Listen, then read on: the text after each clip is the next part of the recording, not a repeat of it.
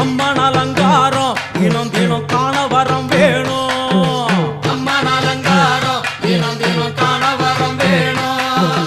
அம்மன் அலங்காரம் கண்டுவிட்டா நம்ம குறை தீரும். அம்மன் அலங்காரம் கண்டுவிட்டா நம்ம குறை தீரும். அம்மனுக்கு விரதம் ஆதி முதல் இன்று வரை வழக்கம்.